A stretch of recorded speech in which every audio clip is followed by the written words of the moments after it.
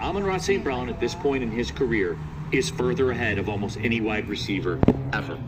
Ever. Like this Justin Jefferson that you all love and worship, he's further along at this point in his career.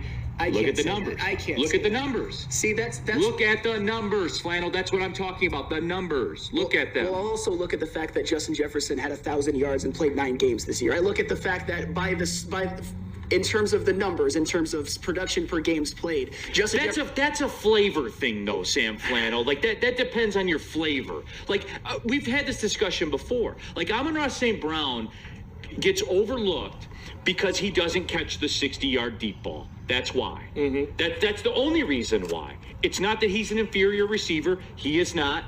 It's the nature of his game and the nature of what he's asked to do in the offense, and he does it as good as anybody in the National Football League. I'll back that up. Could Justin Jefferson do Amon-Ra St. Brown's role as well as Amon-Ra St. Brown? Of course not. Of course not. But that's what you see. That's what you see on the highlight shows. You see Justin Jefferson in the jump ball situation. That's what you see that, so you're programmed to think that. Maybe Amon-Ra St. Brown, you're automatically conditioned to say Amon-Ra St. Brown's not as dynamic as a Justin Jefferson. But when you put it all back together, every bit of the production is there.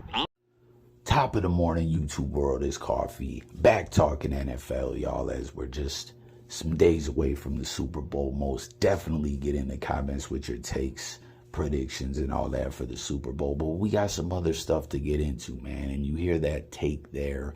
Is that a bold take? Justin Jefferson, definitely a dynamic player. Highlight reel material over and over as you see the different clips playing.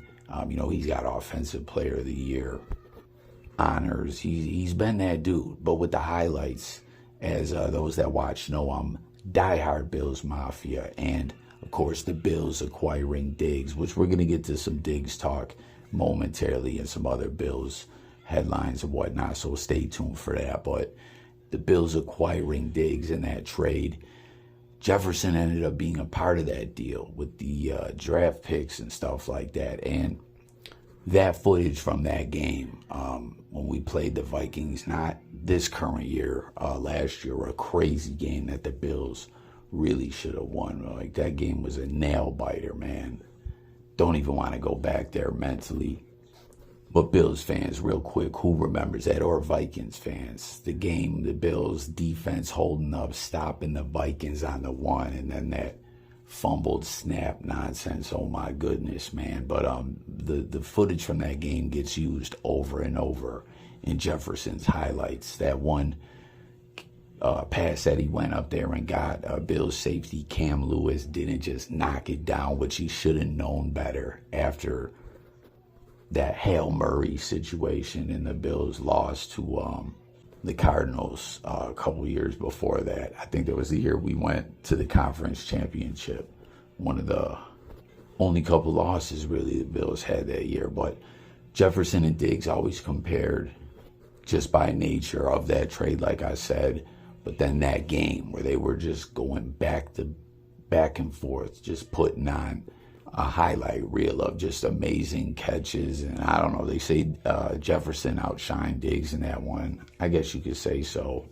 But that's what's so crazy when you trade a big name player like the way the Vikings did with Diggs.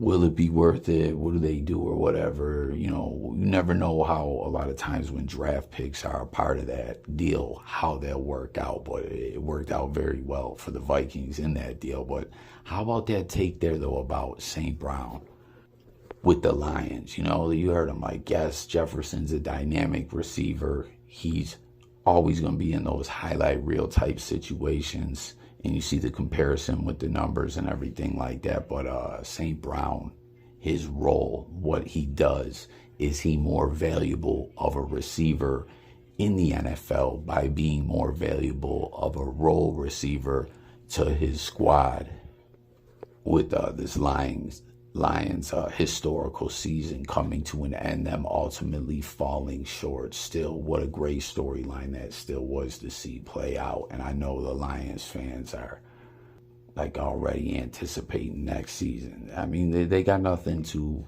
be ashamed about. I mean, you never want to come up short like Josh Allen all the questions my Bills and everything have been answering with this has been an ongoing thing that we can't get over the hump.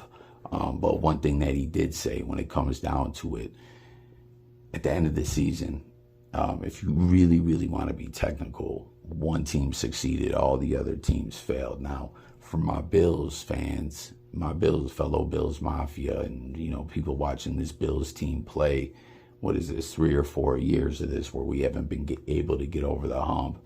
The Lions just fell short and almost went the distance after not doing anything really playoff-wise for the longest time. Billy Joel voice, I don't even think they had won that division or been in the playoffs since that division came to existence. As, last time I think they were in the playoffs. Ain't that the way it was? The divisions then were the AFC and NFC, East, West, and Central. As now the Centrals don't exist and you have a North, South, East, West.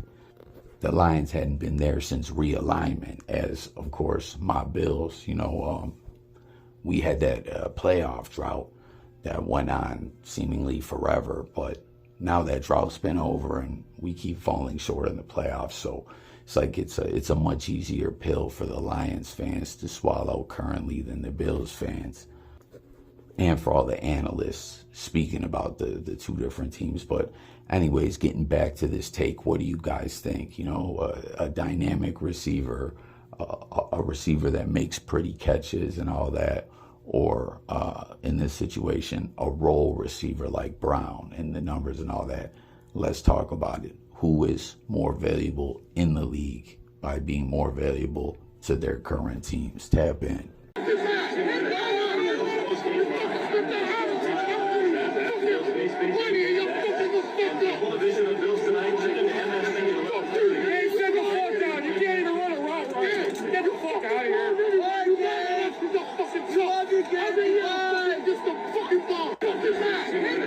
All right, now everyone remembers that clip. Gabe Davis at the close of the Bills' loss to the Chiefs just a few weeks back. As I was reporting then, I didn't really want to talk anything about football, especially Bills football. I'm still watching what's going on and everything, but to go into that early off-season hangover when you're a Super Bowl contender is tough. And again, like I was just talking about my Bills, this has been a trend with this team. All the talks about the Super Bowl window, as in my opinion, is still open, But a former Buffalo Bill who is always known to be exciting on Twitter, whether it's arguing with fans, getting political, talking about other ish like that, openly criticizing the NFL, just different things, man, like Cole Beasley. He's crazy on this social media ish. But you see, Gabe Davis, the future is uncertain as he got hurt going into the playoffs, serious injury. I haven't seen any updates on it. If anyone else has, let me know. Is Gabe going to be all right? Is that still being looked at as a possible career-ending knee injury? I'm not sure. But he's set to face free agency this year. A lot of Bills fans are cool to see Gabe walk. I don't know. Gabe is a guy that I like since day one. His rookie season with the Bills, he made a lot of great catches.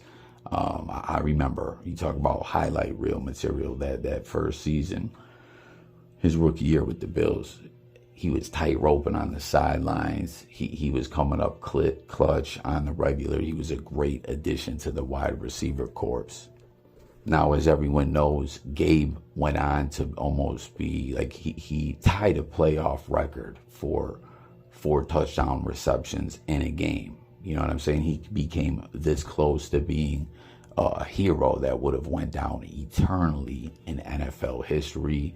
But we all know the way that went with the 13 seconds, and it kind of overshadowed Gabe. And then the very next season, there was just a lot of talk of Gabe not running routes right, not being a true number 2 receiver. But I don't know, this year I saw a lot out of Gabe again that looked like he was still there to ball, and he still brought a lot to the table. But for what it's worth, what Beasley says, a guy that's out there and doesn't hold his tongue about anyone, as you see all the different tweets and stuff that are up now or you see in the past. Like, he's not slow to criticize anyone or to say what he's got to say, even if, he's not worried about hurting anyone's feelings. And when he saw this, he was saying, Gabe is a dog. Gabe is about that life. And, you don't want to lose dogs like Gabe.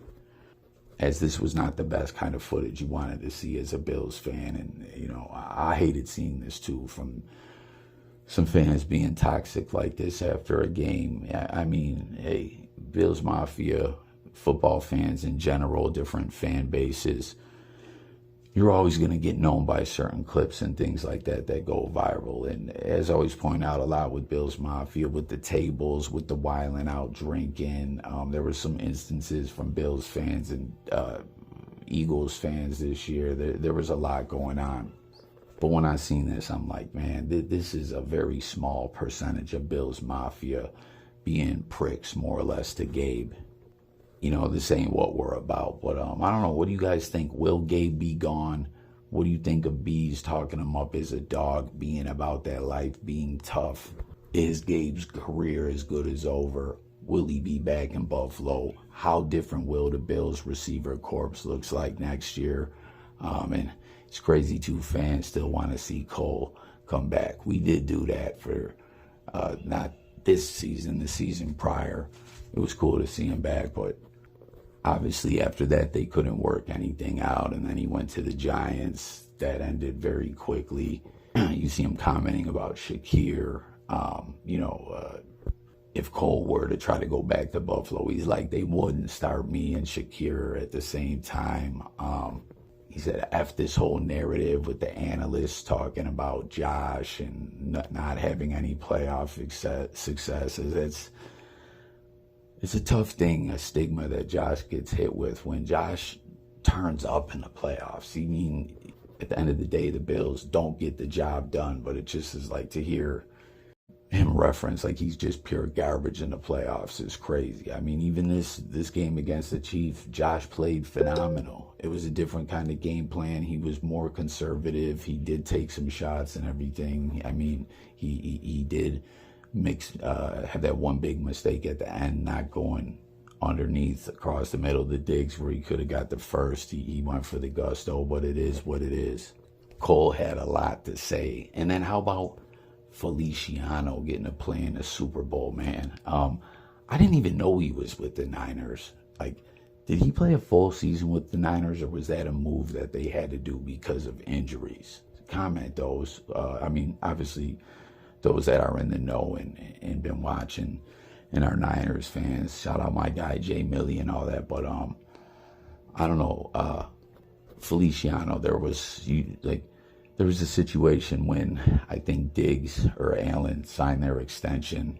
He was pissed, and it got reposted on social media where he was hitting up either Diggs or Josh for one of the numbers to say, hey, I wanted to text him and congratulate him. And they were like, yo, if they wanted you to have it, you would have the number. And then he was getting roasted as a turnstile and everything like that. And last year when he was with the Giants, riding the bench a lot, there was some stuff he would say where you could see he was in his feelings, taking some shots at the Bills players. You know what I mean? And Bills Mafia did not let him off easy. But even with all that being said, him being labeled a turnstile, him falling out of favor with his former fan base and teammates, seemingly, him and Cole, though, seem to still be cool. Feliciano's playing in a Super Bowl. Can you believe it? Steph, congrats on another Pro Bowl for a year.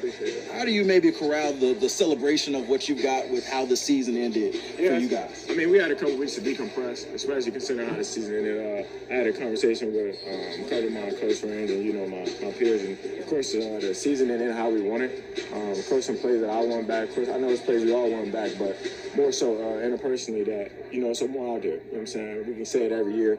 Hopefully, you know what I'm saying? Hopefully wishing, you know what I'm saying, getting as far as we can. We got a lot of talent. But, you know, as the season ended, of course, it's just some shit you want back, you know what I'm saying? And you want to go as far as you can. And, you know what I'm saying, it's just not a one-person sport, you know what I'm saying? Of course, you want everything and you want the glory, all that type of good stuff. But, you know what I'm saying, that day we came up a little short.